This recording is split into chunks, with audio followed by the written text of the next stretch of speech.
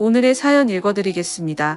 오랫동안 코로나로 인해 애들이 학교도 못 가고 유치원도 못 가고 집에서 생활하고 있잖아요.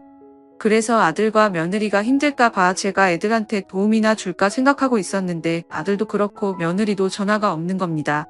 아들 둘 있는데 큰아들은 아들 딸 둘 있고 작은 아들은 이제 돌이 지는 애 하나 있습니다. 작은 아들 애는 며느리가 애가 어려서 집에서 살림하면서 육아하고 있어서 걱정이 안 되었는데 큰 아들 애는 둘 다 맞벌이를 하고 있어서 손자 손녀들이 집에서 둘이서만 있을 것 같더라고요.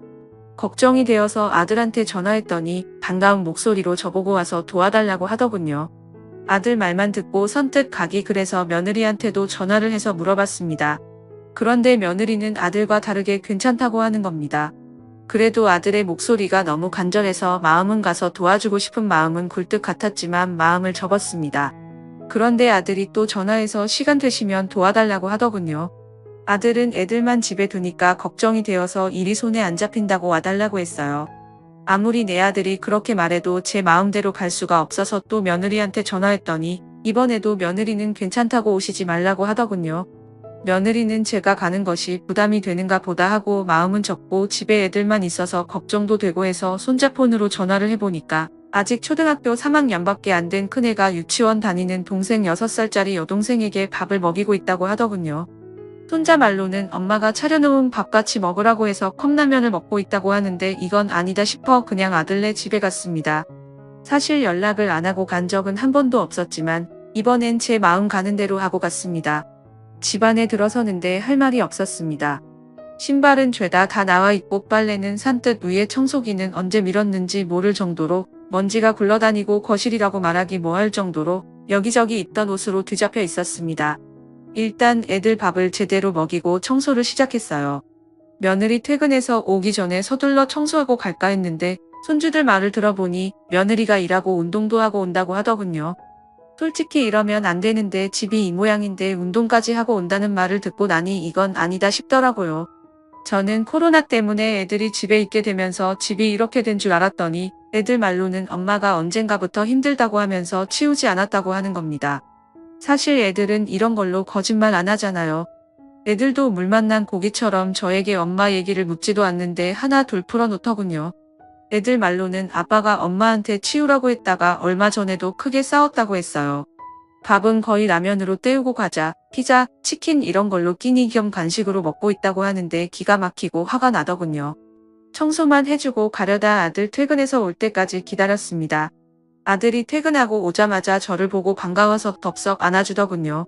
아들의 힘들었던 게 느껴졌습니다. 저를 한참 동안 안고 있더니 한마디 하더군요. 고마워 엄마. 이러고 산 거야? 언제부터 그런 거니? 몰라 갑자기 운동 다니고 나서부터 그런 거 같기도 한데 애들은 그 전부터 그랬다고 해. 처음엔 애들이 뭘 모르고 하는 소리 같아서 신경 안 썼는데 이 사람 살 빼고 나서 행동이 이상해지긴 했어. 애미 살 뺐니? 뭐 거의 10kg 이상 저는 그동안 코로나 때문에 그전 때 얼굴 보고 못 봐서 몰랐는데 그랬다네요. 며느리가 결혼 전에도 살찜이 있는 편이었고 애 낳고 조금 더 살이 붙어서 약간 등치가 있는 편이었거든요. 살을 빼고 나서는 옷도 사드리고 멋이라고는 전혀 부리지 않던 며느리였는데 변했다고 하니까 이상한 기분이 먼저 들었습니다. 그리고 무엇보다 며느리가 퇴근하고 바로 운동 가면 늘상 아들도 애들도 이런 식으로 차려놓은 식어 빠진 반찬에 배달 음식 시켜 먹거나 한다고 하더군요. 처음부터 며느리가 일을 시작했고 잘하지 못했으면 이해는 못해도 그러려니 했을 텐데 그래지지가 않는 겁니다. 워낙 잘했던 며느리라 실망이 컸습니다. 사실 맞벌이니까 둘이 서로 도와야 해야 한다는 거 알고 있지만 이건 아닌데 싶었어요. 며느리만을 탓하는 건 아닌데 이상한 건 이런 상황에서 왜 저보고 오지 말라고 했는지가 궁금할 뿐이었어요. 이런 모습을 저에게 보여주고 싶지 않을 며느리가 아니기에 저는 더 며느리의 행동에 대해 의문이 더 들었습니다. 제 며느리는 둘째 며느리와는 다르거든요. 솔직히 둘째는 제가 집에 오는 것도 싫어하고 그냥 사람 자체를 안 좋아하는 애라 저희 집에 불러도 잘 따라오지 않고 아들만 오고 해서 둘째는 사람들끼리 많이 부딪히는 것이 싫은 아이인가 같다고 느꼈는데 큰애는 달랐습니다. 먼저 다가와줬고 노력하고 뭐든지 솔선수범해서 집안을 이끌었어요. 성격도 워낙 좋고 밝아서 며느리가 저희 집에 오면 뭘 할까요? 같이 있는 것만으로도 좋았다고 해야 할까요? 그런 사람 있잖아요. 에너지가 넘치고 주변 사람들을 즐겁게 만드는 재주가 있는 사람. 꼭 저희 며느리가 그랬습니다. 집안에 남자들만 있고 다들 조용해서 늘 저 혼자 시간을 가지고 살았는데 큰 며느리가 들어오면서 많은 것이 바뀌었거든요. 잘 따라주지 않던 이 시집안 남자들이 우리 며느리가 들어오고 나선 말들을 너무 잘 듣더군요. 그래서 여행도 자주 다니고 맛있는 음식도 집에서 해먹고 여하튼 여행은 진짜 많이 다닌 것 같습니다. 외국 여행도 남편과 둘이서 가면 힘들고 재미없어서 안 가려고 하니까 며느리가 나서서 같이 가줘서 아주 즐겁게 보내고 온 적도 많았거든요. 그리고 굉장히 깔끔한 성격이라 제가 손이 안 가는 아이였어요. 결혼하고 임신도 2년 계획한 후 아들, 딸 낳고 걱정이라고는 없는 큰 애들이었습니다. 뭐든지 알아서 잘해줘서 덕분에 편해지기도 했거든요. 신경을 끊임없이 쓰게 만드는 내는 작은 애였지 큰 애는 저에게 보물과도 같은 존재였어요. 작은 애는 뭐만 하면 아파서 병원에 누워 있었어요. 임신해서 애 낳을 때까지도 정말 병원을 들락날락했어요. 비교를 안 할래야 안 할 수 없을 정도로 둘이 많이 달랐어요. 큰 애는 장녀로 자라서 그런지 책임감도 있고 의존하는 것이 없는데 작은 애는 막내로 자라서 그런지 어리광도 심하고 뭐만 시키면 못한다고가 입에 붙어있고 손이 여러 번 가는 애라서 힘이 들거든요. 이래서 비교를 안 할래야 안 할 수가 없더라고요. 작년까지만 해도 그렇게 살았던 며느리가 이런 생활을 하고 있다는 게 믿어지지 않는 겁니다. 일을 하면서도 깔끔한 성격이라 잠을 쪼개서라도 청소를 하는 애이고 애들 챙기는 것도 정말 부지런해서 아침도 꼭 먹이더군요. 제 아들은 어려서부터 제가 시켜서 알아서 챙겨 먹는 것이 습관이 되어서 혼자서도 잘하는데 애들 챙기는 것은 잘 못해서 늘 도와가며 살라고 말하면 며느리는 늘 제 앞에서 아들 자랑을 하면서 잘해준다고 걱정하지 말라고 했던 애미였습니다. 이랬던 애였는데 집안의 모습만 봐도 분명 며느리에게 무언가 큰일이 일어나고 있음을 알겠더군요. 일단 아들에게 어느 정도 상황을 듣고 저는 아들 집에서 나왔습니다. 주차장에서 시동을 걸어놓고 한참을 멍하니 생각에 잠겨 앉아 있는데 멀리서 며느리로 보이는 애가 차에서 내리더군요. 그런데 정말 몰라보게 살을 빼서 긴가민가 했네요. 얼굴은 알아보겠는데 뒷모습을 보면 누군지 정말 모를 정도였어요. 며느리는 차에서 내려 차가 가는 것을 한참 동안 바라보고 서 있더니 전화를 하더군요. 그런데 정말 지금까지 못 봤던 모습의 표정이었습니다. 누가 보면 연애라도 하는 사람처럼 밝아 보였습니다. 저는 내심 우울증 이런 거 아니면 갱년기 그것도 아니면 요즘 코로나로 집에 애들만 있으니까 힘들어서 건강 생각해서 운동도 다니고 하나 여러 방면으로 좋은 쪽으로 생각을 해보고 있었는데 제 걱정과 달리 표정이 너무 밝아서 괜히 살짝 화가 올라왔어요. 이런 게 시어머니인가 싶었지만 팔은 정말 안을 어긋피더군요. 아들하고 손자, 손녀가 힘들어하고 있는 모습이 떠올라서 그랬기도 했어요. 저는 차에서 내려 며느리에게 달려가 얘기 좀 하고 싶어서 내리려고 하는데 며느리가 다시 뒤돌아서 길가로 나가더군요. 그러더니 어떤 차에 올라타더군요. 서둘러 시동을 걸어 뒤쫓아갔습니다. 차는 달리고 달리더니 외곽으로 빠지는 겁니다. 설마 했는데 차가 모텔로 들어가더군요. 핸들을 잡고 있는 제 손이 벌벌 떨렸습니다. 뒤따라 들어가 현장을 잡아야 하나, 경찰에 신고를 해야 하나 많은 생각을 하다 이런 식으로는 안 될 것 같다 일단 기다리고 있었습니다. 1시간이 채 되지 않아 들어가기 전에 모습과 전혀 다르게 씻고 나왔는지 젖은 머리와 옷도 운동복으로 갈아입었더군요. 제가 뭘 보고 있나 싶었습니다. 제 차 블랙박스에 그대로 다 찍히고 있다는 걸 모르고 있는 며느리는 그놈과 갑자기 바짝 들러붙어서는 입맞춤을 하더군요. 저는 이대로는 참을 수가 없어서 차에서 내릴까 하다 혼자서는 안 될 것 같아 다음 기회를 노리기로 하고 계획을 바꿨습니다. 서둘러 아들에게 전화를 해서 며느리에 대해 물어보니 오늘 회식이 있어서 운동 갔다가 가니까 많이 늦는다고 전화가 왔다고 하더군요. 그래서 저는 일단 아들에게 말하지 않고 며느리에게 전화를 했습니다. 늦은 시간 제 전화니까 받을 거라 생각했는데 확인만 하고 전화를 가방에 넣더군요. 또 한 번 전화를 했지만 받지 않았어요. 둘은 그곳을 빠져나가더니 며느리를 집 앞에 내려주고 가더군요. 남자애는 며느리보다 훨씬 어려 보였어요. 기가 막힌 현장을 보고도 느껴지지 않기도 하지만 배신감과 신뢰가 깨져서 그런지 온몸이 바들바들 떨리기 시작하더군요. 저는 이대로 집에 갈 수가 없었습니다. 저는 주차장에서 한참 생각 끝에 남편한테 나중에 말해줄 테니 혹시라도 애들이 전화하면 싸웠다고 말해달라고 말하고 곧바로 다시 아들 집으로 올라갔습니다. 최대한 아무렇지 않게 그리고 남편과 싸운 척을 하고 아들 집에 갔습니다. 간다는 말도 없이 갑자기 가서 그런지 며느리 얼굴이 표가 날 정도로 표정이 좋지 않았어요. 그런 표정도 지금까지 살면서 처음 봤습니다. 그런데 다행인지 제가 가서 청소 다 해준 거 아들이 애들한테 입단속을 시켰는지 며느리가 알지 못하고 있는 것 같았어요. 그래서 저는 일단 다 무시하고 아버지랑 싸우고 사정상 아들 집에 몇 집 있어야 한다고 하고 있었습니다. 그랬더니 며느리가 그래서 전화하셨냐고 묻더군요. 그러면서 뻔뻔하게도 회식하느라 시끄러워서 전화를 못 받았다고 하는 겁니다. 이런 걸레만도 못한 것을 어떻게 잡아야 하나 싶었습니다.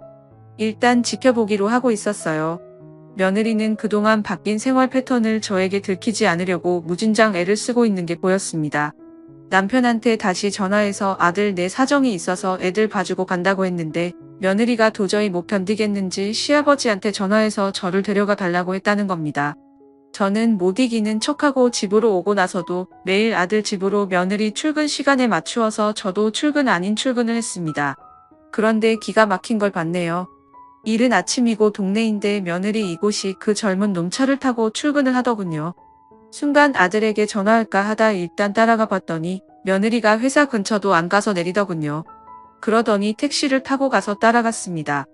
회사에 들어가는 것을 보고 차를 돌리는데 그 젊은 놈이 며느리 회사로 들어가는 겁니다. 그때 정리가 되더군요. 비밀사내 연애를 하고 있구나 싶더군요. 저는 며느리 회사 근처의 식당에서 이른 점심밥을 먹고 차에서 며느리가 퇴근하기를 기다리고 있었습니다. 점심때가 되자 며느리가 나오더니 갑자기 택시를 타고 어딘가로 가더군요. 뒤따라 가보니 곧바로 그놈이 차를 끌고 왔더군요. 그러더니 어딘가로 향하더군요. 뒤따라 갔더니 세상이 대낮에 그곳을 가더군요. 몹쓸 인간들이 밥은 안 처먹고 그곳을 가는 걸 보고 바람은 밤에만 피는 것이 아니구나 싶었습니다. 그때와는 다르게 짧은 점심시간이라 그런지 오래 있지 않고 나오더군요. 저는 이 모든 걸 다 찍어두었습니다. 뒤따라 회사로 갈까 하다 더 이상 증거가 필요하겠나 싶어 바로 차를 돌려 아들 집으로 가서 아들 퇴근 시간을 기다리고 있었습니다. 그리고 손주들한테 제가 가고 난 후 며느리가 또 늦게 들어온다는 소리를 들었습니다. 혼자서 많은 고민을 하다 아들이 밥 먹고 난 후 애들 재우고 그런 다음 이 모든 것을 다 보여주었습니다. 아들은 고함을 지르고 화해에 못 이겨 난리를 치려 하더군요. 흥분한 아들을 잡고 얘기를 했습니다. 신중하게 행동하라 당부하고 앞으로 어떻게 할지 정리를 하라고 했습니다. 저는 아들에게 욱하지 말고 지혜롭게 해결하라고 신신당부를 하고 집으로 왔습니다. 아들도 생각을 했는지 이대로 쉽게 끝나는 걸로 안 되겠는지 더한 증거와 창피를 주고 싶다고 하더군요. 그래서 며느리가 다시 움직일 때까지 기다렸습니다. 저희의 바람대로 며느리는 며칠 후 아들한테 낮에 전화해서 친구들과 친구 아버지 상당한 곳을 다녀와야 하는데 지방이라 외박을 해야 한다고 했다고 하더군요. 저는 아들에게 전화를 받고 서둘러 며느리 퇴근 시간 되기 전 먼저 가 있었습니다. 퇴근 시간이 되자 며느리는 어김없이 택시를 타고 먼저 가고 한참 후 그놈이었어요. 저는 아들과 남편 그리고 사돈에게 전화를 해서 목적지를 알려주고 와달라고 했어요. 아들은 모든 것을 알고 있지만 제 남편과 사돈들은 이유도 모르고 출발을 했습니다. 며느리 때문에 가끔 사돈끼리도 놀러 가기도 했고 바람새로도 같이 다니는 사이라 그런지 묻지도 않고 출발했다고 문자가 오더군요. 사돈에게는 며느리에게 비밀이니 얘기하지 말아달라고 부탁을 해서 좋은 일인 줄만 알고 있었습니다. 한참을 달리더니 며느리를 태운 차는 또 그곳이었습니다. 저는 떨리는 몸을 진정하면서 아들과 사돈을 일단 기다리고 있었네요. 아들은 얼굴이 벌겋게 달아올라 있었고 안사돈은 좋은데 온 줄 알고 신이 나 있더군요. 그런데 바깥 사돈이 제 아들을 보고 뭔가 심상치 않은 일이 있음을 그때 눈치챘습니다.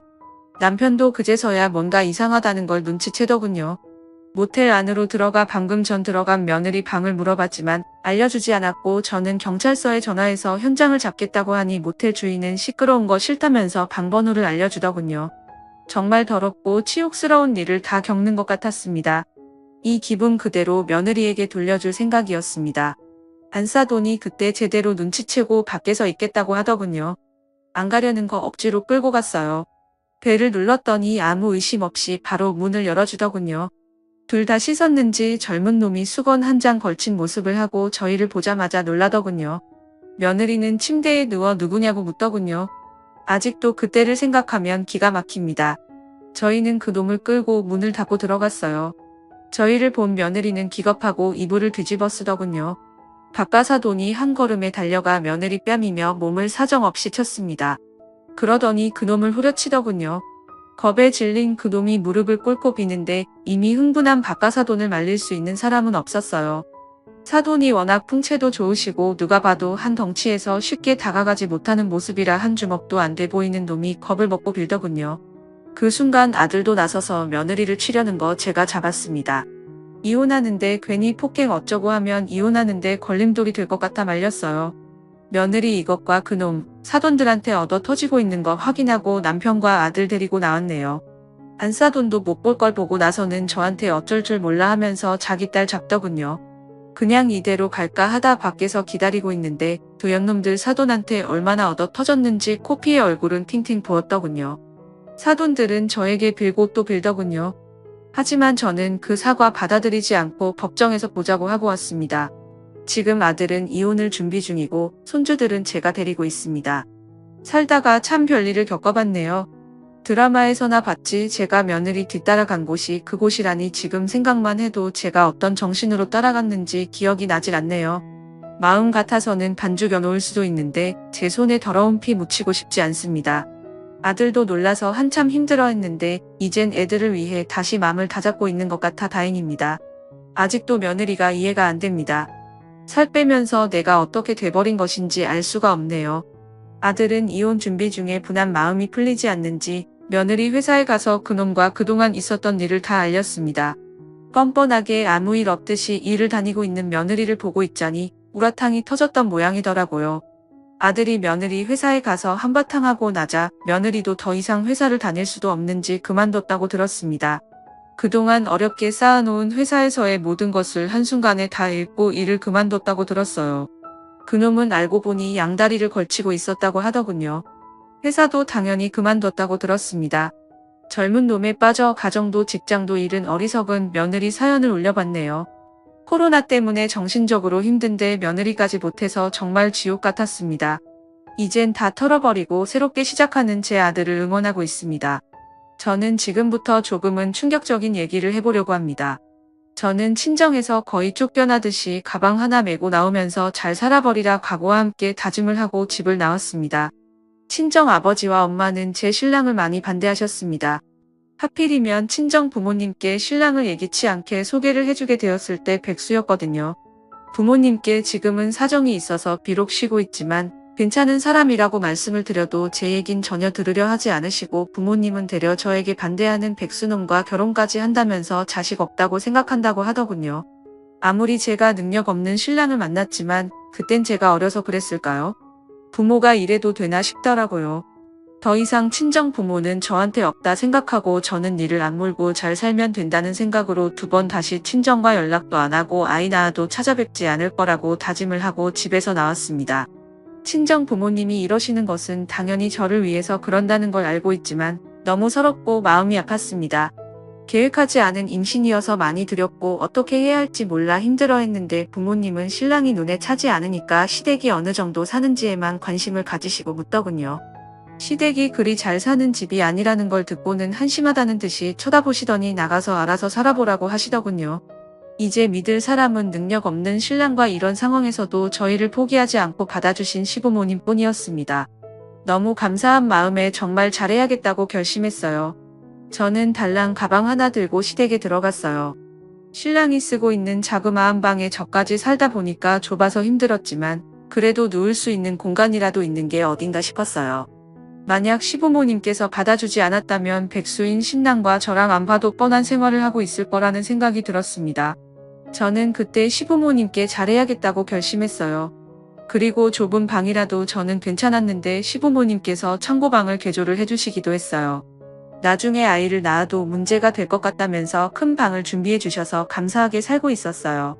그런데 어느 날부터 자꾸 이상한 생각이 들고 잘 때 누군가가 자꾸 저를 쳐다보고 있는 것 같은 느낌을 받은 적이 있었는데 저는 그냥 꿈을 꾼 줄만 알았어요. 그런데 시간이 가면 갈수록 뭔가 느낌이 정말 안 좋고 자꾸 기억이 너무 생생하게 느껴져서 혼자서 끙끙 앓고 있다가 큰 결심을 했어요. 신랑한테는 괜히 말했다가 자기 부모 이상한 사람 만난다고 오해라도 하거나 기분 나빠할까봐 비밀로 하고 CCTV를 설치해봤어요. 그리고 난 후 느낌이 안 좋은 그날 저는 비디오를 돌려봤습니다. 저는 그 화면을 보다가 정말 큰 충격을 받고 고함을 지르고 말았습니다. 세상에, 저희가 잠들고 한참 후 깊게 잠이 들었다 싶은 시간대에 문이 사르르 열리더니 아버님이 들어오셔서는 제 옆에 누우시는 겁니다. 그러더니 아버님이 해서는 안 되는 행동을 하기 시작하더군요. 한참을 그렇게 하고 있다가 제가 움직이니까 갑자기 일어나서 모서리 한켠에 쪼그리고 앉는 겁니다. 어두운 곳에서 보면 형체를 알 수 없으니까 가만히 있다가 제가 다시 잠을 자는가 싶으면 다시 제 옆으로 와서 눕더라고요. 저는 아버님이 신랑인 줄 알고 아버님을 안았네요. 아버님은 자연스럽게 저를 안아주면서 저의 입에 입술을 가져다 댔어요. 그걸 보는데 정말 소름이 끼쳤어요. 더 놀라운 건 이상한 시도를 하려다 제가 깨니까 그때서야 얼른 방에서 나가는 거예요. 제가 비몽사몽의 기억에 있는 것이 바로 그런 거였어요. 저를 만지고 누군가가 들어왔다가 나가는 것 같은 정말 꺼림직했던 것들을 잡은 겁니다. 하지만 이것을 신랑과 어머님께는 바로 보여드리지 못했어요. 그때만 해도 제가 너무 어리석었고 무섭기도 하고 이 사실을 알리면 이 모든 것이 끝난다는 생각에 차마 입을 열지 못했어요. 대신에 저는 잠자기 전 문을 걸어 잠그고 그때부터 뜬 눈으로 날을 샜어요. 부족한 잠은 아침이나 정신대에 신랑이 깨어있을 때나 어머님이 계실 때 혹시 몰라서 일부러 옆에서 잤습니다. 솔직히 낮에도 무서웠어요. 행여나 낮에 아버님이 오실까봐 어머님께 확인하고 또 확인했어요. 저를 이상하게 생각하셨을 정도로 행동했는데도 그때는 어머님도 신랑도 크게 개의치 않는 것 같았어요. 저는 그때부터 불면증으로 시달리고 있었습니다. 그런데 또 어김없이 아버님이 방 밖에 오셨는지 문고리를 돌리는 소리가 나더군요. 저는 그 이후로 문도 잠그고 소등을 켜두는 습관을 들였어요. 숨죽여 문 쪽을 뚫어져라 보고 있는데 순간 방이 잠겼다는 것을 아시고는 그냥 돌아가는 눈치였어요. 그런데 잠시 후 또 문을 열쇠로 열려는 소리가 나는 거예요. 그땐 도저히 안 될 것 같아서 한번 자면 업어가도 모를 정도로 자는 신랑을 깨웠습니다. 신랑은 정말 집에 불이 나서 본인이 타 죽을 지경까지 와도 못 일어날 사람입니다. 그런데 신기하게도 그날 갑자기 무슨 꿈을 꾸었는지 갑자기 자다가 소리를 꾀깍하고 지르더군요. 밖에 있던 아버님이 안에서 나는 소리를 듣고 놀랐는지 막 도망가는 듯한 발걸음이 들렸습니다. 그때서야 놀란 가슴을 쓸어내렸습니다.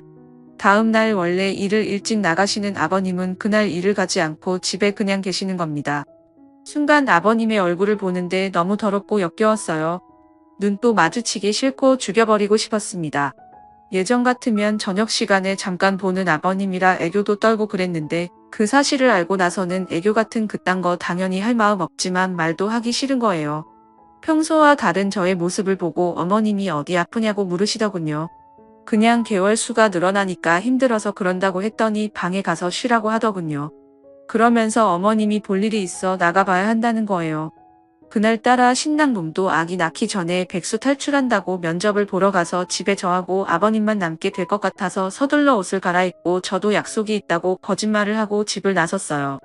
제가 나간다고 하니까 아버님 표정이 굳어지면서 짜증을 내더니 그냥 잠이나 자겠다고 하면서 방으로 들어가더군요. 그런 모습을 보고 어머님이 아무것도 모르시니까 웃으라는 식으로 저한테 딸처럼 생각하는 너랑 단둘이 있어서 오늘 뭘 할까 어제부터 신이 나 있더니만 화났나 보다 하더군요. 그 말을 듣는데 소름이 돋았습니다. 정말 이 사건을 어떻게 종결지해야 할지 모르겠더라고요. 친정언니나 오빠라도 있으면 의지하고 답답한 속을 털어놓을 텐데 어디에다 말할 곳이 없더라고요. 신랑도 혼자라 형님이나 동서, 시누이가 없으니까 이런 걸 어떻게 누구랑 어떻게 얘기를 해야 할지 모르겠더라고요. 만약 있어도 말하기는 쉽지 않은 것이라는 거 알지만 혼자서 감당하고 있으려니 미치겠더라고요. 저는 약속도 없었고 갈 곳도 없어서 그냥 커피숍에 앉아서 멍 때리고 있다가 혼자서 밥도 먹고 또 커피숍에 가서 저녁 시간이 되기만을 기다렸어요. 어머님께서 마침 전화 오셔서는 근처에 있으면 같이 집에 가자고 하셔서 반가운 마음에 어머님한테 갔어요. 저는 한 걸음에 달려가 어머님한테 안겼는데 눈물이 자꾸 나서 막 울었습니다. 어머님은 영문을 전혀 모르시니까 놀라시면서 물어보지 않고 저를 안아주시더니 토닥거리시면서 시집살이 힘드냐고 묻는 겁니다. 당신이 엄마는 돼줄 수 없지만 좋은 시어머니는 돼줄 수 있다면서 의지하라고 하더군요. 저는 이런 시어머니를 놓치고 싶지도 않고 아이도 포기하고 싶지도 않고 이러다 말겠지 하고 비밀을 조금 더 지켰어요. 그날 저는 어머님의 손을 꼭 잡고 집으로 갔어요. 그리고 그날 이후 당에 자물쇠통까지 달았어요. 자물쇠통의 의지가 돼서 그런지 그때서야 잠을 조금이나마 잘 수 있었습니다. 배가 자꾸 불러오는데도 그 일로 예민해져서 그런지 임신을 했음에도 불구하고 몸은 바짝 말라가더군요. 그런 모습을 보고 어머님이 좋은 약 먹여야겠다고 걱정을 하셨고 신랑 놈은 밤에도 잠자고 낮에도 자는데 왜 살이 자꾸 빠지는지 모르겠다며 무심한 소리를 하고 있더군요. 마음 같아서는 아버님이 저한테 한 성추행을 말하고 싶었지만 곧 태어날 아이도 있고 너무나도 사랑이 많으신 저희 어머님 때문에 그땐 저만 말하지 않고 시아버지를 피하면 된다고 생각했어요. 그런데 하루는 씻으려고 욕실에 들어갔는데 구석 한쪽에 뭔가 이상한 것이 보이는 겁니다. 급한 마음에 얼른 의자를 놓고 그것을 꺼내봤어요. 집에 어머님과 신랑도 같이 있었지만 기분 나쁜 생각에 서둘러 제가 그걸 꺼내봤어요. 그런데 그걸 꺼내는 순간 저는 너무 놀라서 그만 의자에서 떨어지면서 배를 다치고 말았습니다.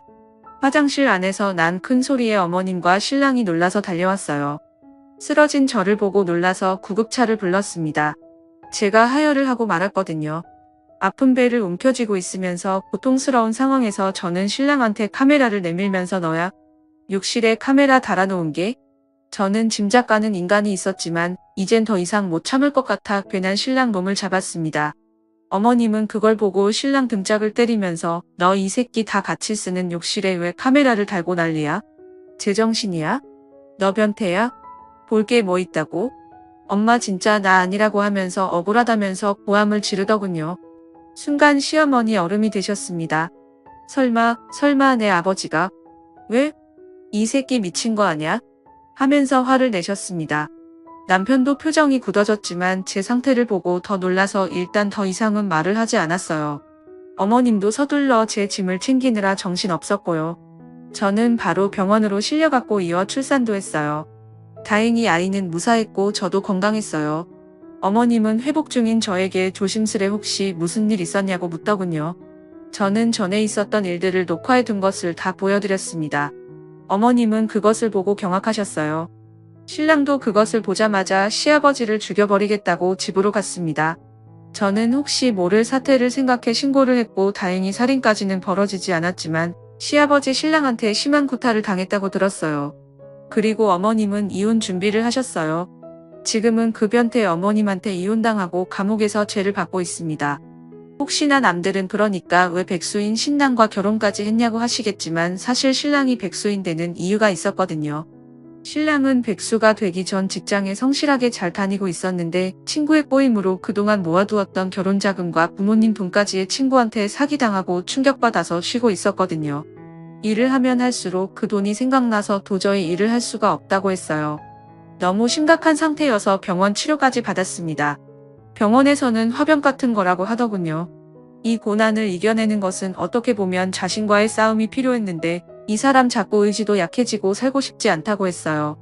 저는 남친과 2년 사귀고 결혼까지 약속했던 사이라 이런 일로 쉽게 헤어질 수가 없었습니다. 그래서 위로하고 싸우면서 보낸 게 1년이 되었을 때 저도 서서히 지치면서 이별을 구했는데 그때 아이가 저희에게 온 겁니다. 그런데 이런 일이 벌어질 줄은 정말 생각도 못했습니다. 신랑과 사귈 때도 시아버지의 지나친 관심과 스킨십이 있어서 부담되긴 했는데 알고 보니 그런 것이 다 완전 또라이 변태여서 했던 행동이었어요. 그런 변태한테 성희롱당한 거 생각하면 아직도 소름 돋습니다. 신랑은 자기 아버지를 죽여버릴 걸 그걸 못했다고 말을 하면서 저를 위로해주지만 전혀 위로 안 되더군요. 어머님도 신랑도 아무리 저에게 잘해줘도 제 상태가 자꾸 나빠져서 저는 지금 신랑과 헤어져야 하는지 고민 중입니다. 여러분들의 생각들은 어떠한지 의견 좀 보내주세요. 사연은 여기까지였고요.